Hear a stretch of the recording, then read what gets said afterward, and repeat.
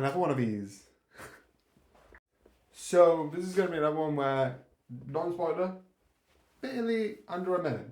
Spoilers, probably a bit longer. But essentially, the story, I think is really good.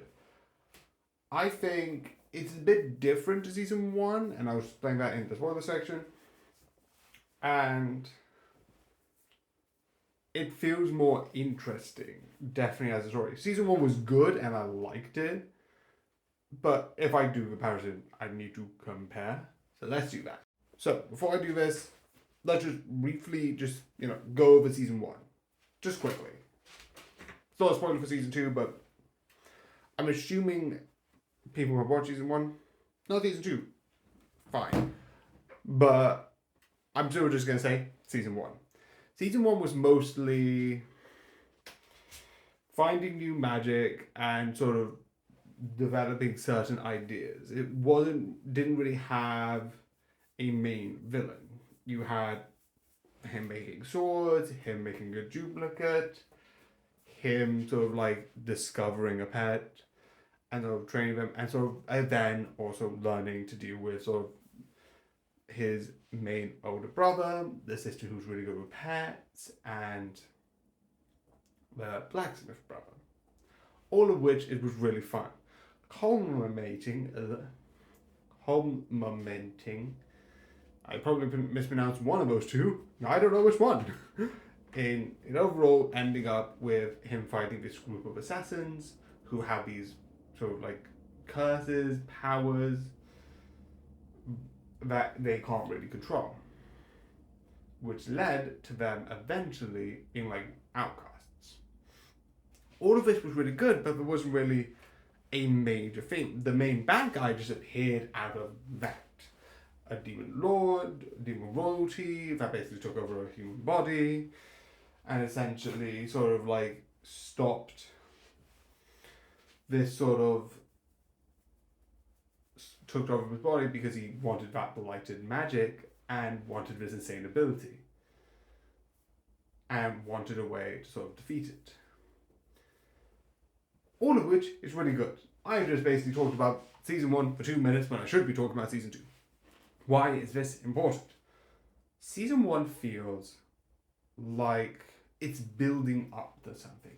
It brings in the church. It brings in the people in the church. It brings in the people important to the church. It brings in one slowly introducing the idea of church and church-like magic, which is interesting because season 1 dealt with a lot of demonic. He found a demon in the book. The first major enemy was another demon with, again, that's the one with the dogs, and the major villain was a demon royalty. And the one thing which I do like, which is somewhat true with this, but a little bit different.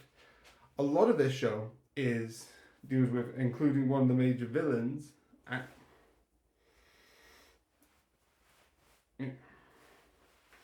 sort of dealing with essentially one idea. You're not having enough fun. You're taking it too seriously. And obviously there's a certain point of like you do need to take something seriously, but there's a certain level of these people are just stuck on a goal, doing whatever it is to achieve it. And obviously there's a certain level of there's more to it than that. It's more about like coming together, not hurting people, and coming together and having fun together. And I think season 2 also introduces that in a really interesting way. And it does one of the things about, I think, Good Omen season 2 also had for a short bit, where like, I think one bit of a story that they had, which I liked, which is basically one of them were like, oh, I'm a person who does this faith thing, and then my daughter and wife got killed by the situation. Which I think is really clever, because they bring in the angels, the gods, which I think is a good idea to counterbalance the demons in the last one. That this one's very heavenly. I'm not going to say Christian, but like, that sort of like angelic imagery, gods, beings, higher power, yada yada yada. Hey. But I like that because it balances the last season being demons. Will there be a third season of this? I don't know. I don't know how are you gonna like. Are we gonna deal with Cthulhu? I don't know what's next. Fairies? Maybe. Put a pin on that. That actually could be a thing. I don't know. But I like that this overall one dealt with the assassins and the blighted actually trying to become good after season one. Two, them slowly building the church, slowly building the underground cave system, which at first was the only thing that felt like a curveball, because again, season one kind of had just a couple of things, just let's talk about this, let's look into this. And while it was good and was really fun, there wasn't a slow build up. I was like, oh yeah, cave system's probably not going to be important. And then the cave system was the thing that the villain used. And I'm like, I should have, maybe I actually could have come into something. All of the parts of even the thing of season one were important. Like the swords built up the battle later, him going on an adventure introduces one of the main like sort of persons in the party, in the sort of like group, and what a dungeon is, and a major thing. And then what chi is, which is heavily used a lot. And I just love it. The idea. But this one, I think, is a better season because it slowly introduces ideas in a more gradual way. Slowly being like, and then this, and then this. Slowly being like, here are things that are important. You need to pay attention. Compared to season one, where there are things that are important, but season one feels like more of a slice of life.